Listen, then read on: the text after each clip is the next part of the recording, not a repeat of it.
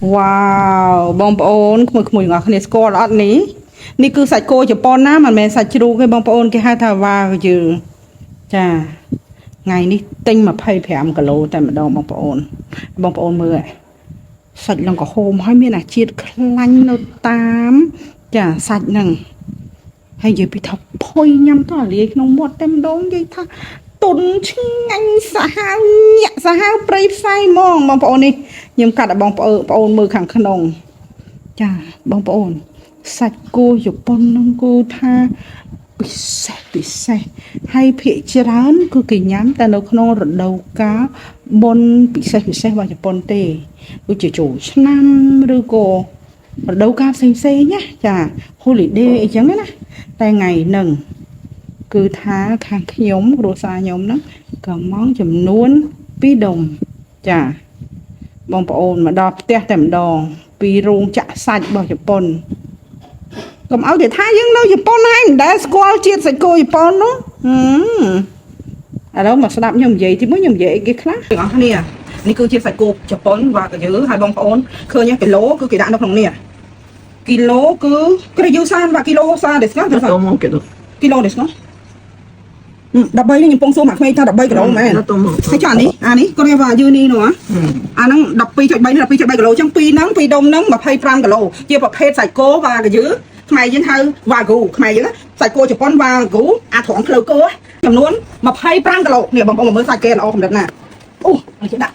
អ្នកថតឈាមអញ្ចឹងយើងមើលអត់ដឹងទេដោយសារតែវាជាប់ឈាមណាអញ្ចឹងឥឡូវនេះយើងសម្រេចចិត្ត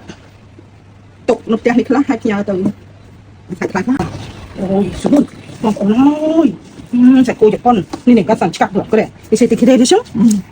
សាច់គោវ៉ាយើជប៉ុនណាបងប្អូនធំបងប្អូនធ្ងន់ណាអ្នកខ្លះគាត់ប្រហែលឆ្ងល់ថាចុះខ្ញុំទិញឲ្យច្រើនណាស់នឹងមែនរ៉ូស៊ីគឺទិញញ៉ាំយ៉ាងទិញញ៉ាំហើយនឹងចែកញាតចាអូល្អមែនតែនទិញពីរោងចក្រសាច់មកណាអូមែន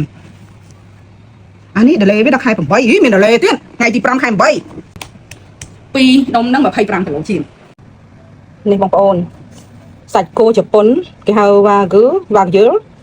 ក្រូម៉ូហ្កេហ្នឹងណាគឺសាច់គោជប៉ុនសាច់គោហ្នឹងគោរោមខ្មៅទៀតចាកម្រិត A5 បងប្អូនណាចាហើយទម្ងន់12គីឡូ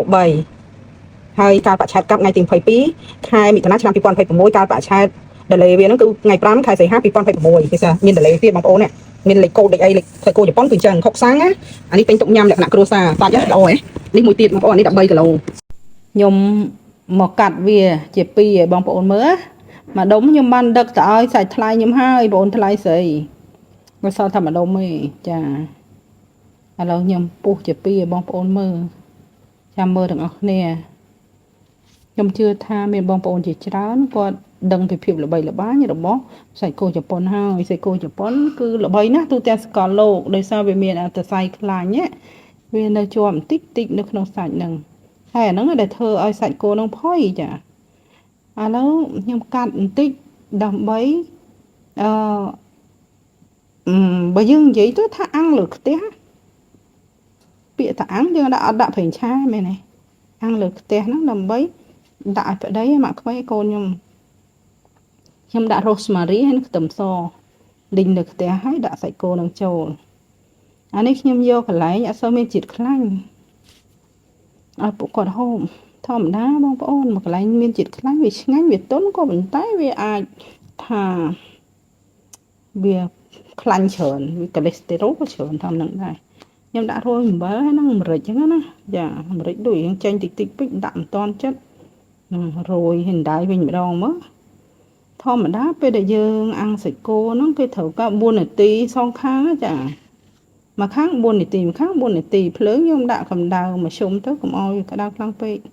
ហើយខ្លោចសាច់គោជប៉ុនហ្នឹងណាបងប្អូនអ្នកខ្លះគេអាចយកទៅញ៉ាំឆៅបានដែរតាប៉ុន្តែខ្ញុំអត់បានញ៉ាំឆៅទេបងប្អូនចាខ្ញុំខ្លាចដែរហ្នឹងសាច់គោខ្មែរក៏គេភ្លាឆៅដែរហ្មងសាច់គោជប៉ុនទៀតបងប្អូនមើលសាច់គេល្អហ៎បងប្អូនឃើញហ៎ល្អអត់ចានេះមើលឃើញកាត់មកឃើញល្អអញ្ចឹងហ៎នេះមកក្មេងខ្ញុំមកកាត់និយាយទុនល្មើយហ៊ីណាអីគេថាឆ្ងាញ់ហ្មងឥឡូវខ្ញុំកាត់ឲ្យបងប្អូនមើលឃើញទេទុនហ៎ ហើយពណ៌ស្អាតទៀតបងប្អូនហ៊ានញ៉ាំចឹងហ៎គិតថាឈាមពេកអានេះអស់ឈាមហ៎បងប្អូនបើសិនតែឈាមយើងកាត់មកវាហូរឈាមក៏ខ្លះតាមពិតវាអស់ឈាមហ៎ចាមានឈាមមកពីណាសាច់គោក៏ញ៉ាំតែប៉ុណ្្នឹងឯងណែសាច់ល្អហ៎ផុយល្អ